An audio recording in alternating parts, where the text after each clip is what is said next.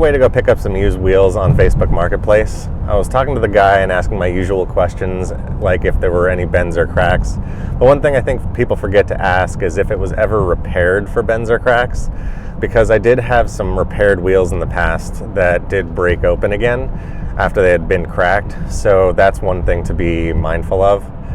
The other thing is obviously the cosmetics. I asked if there were any cracks or chips or curb rash.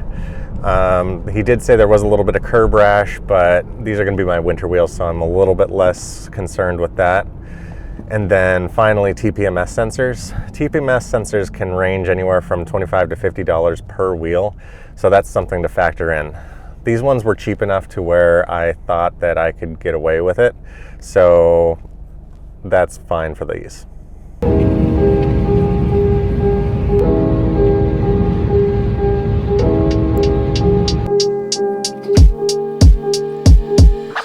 I got my Bridgestone Blizzaks mounted and balanced, and right now is the perfect opportunity to deep clean and ceramic coat them since they're off the car, and I can do these inside and not in the 30-degree weather, so let's get to it.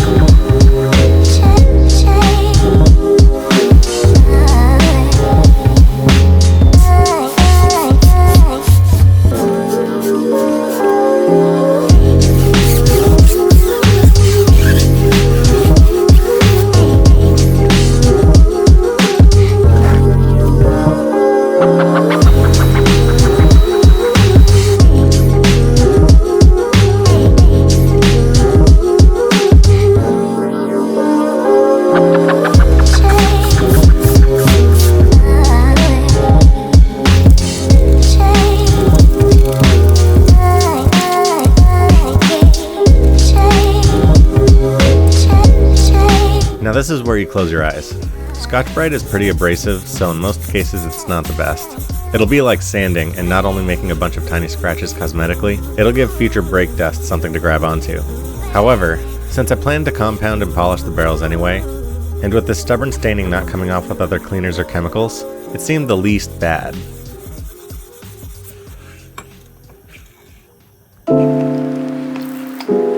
Back in the warmth, it was time to clay bar the wheels.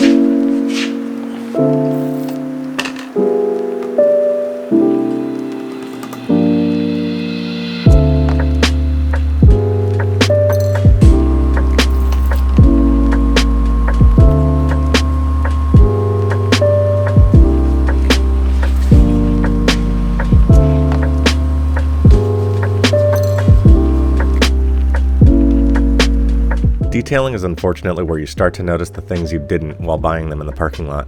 It almost looks like these had an attempt at refinishing them at one point. I'm not too worried though, because you don't see them unless you're right up on them, and these are going to be my winter wheels anyway. When my clay bars are too old for paint, I demote them to the wheels, and that's what I'm using here. To get rid of these old wheel weight spots, I'm actually using a plastic trim removal tool, but a plastic scraper in general to remove the top layer, and then rotating between soaking them in Goof Off to break down the adhesive and scraping until it's completely removed.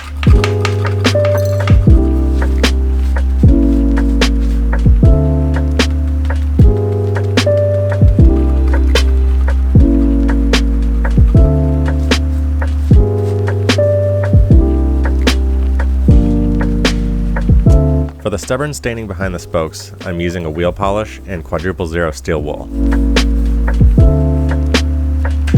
Then I'm using an ultra heavy cut compound and a demoted foam pad. I'd prefer a 3-inch pad, but this 6-inch will work.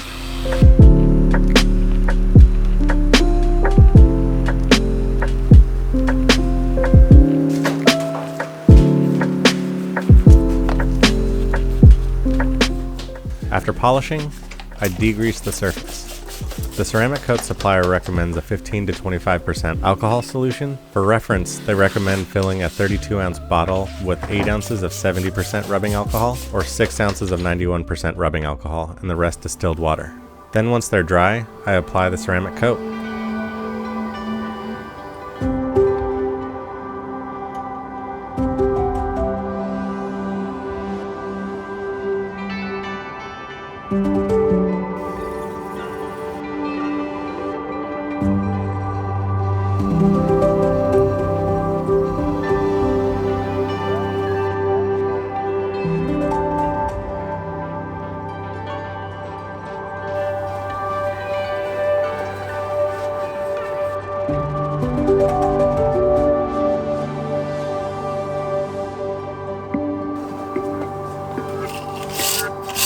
The last thing I like to do before installing the wheels is clean off the wheel pilots. The wheels tend to get stuck on at this point.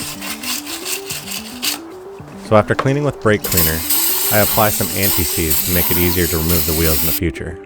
Just avoid the hub face.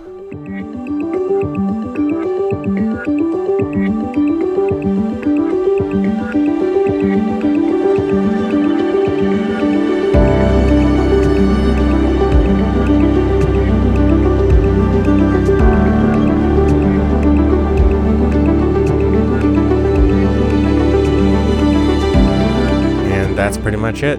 I didn't think they turned out too bad for $400 and a little work. As always, if you liked what you saw, please like the video. I have a few more videos ready to go. As this F30 gets to the point I want it for daily driving, I'll be getting ready to introduce my E36. And there's plenty of work to do on that. So please subscribe if you want to see more, and I hope to see you next time.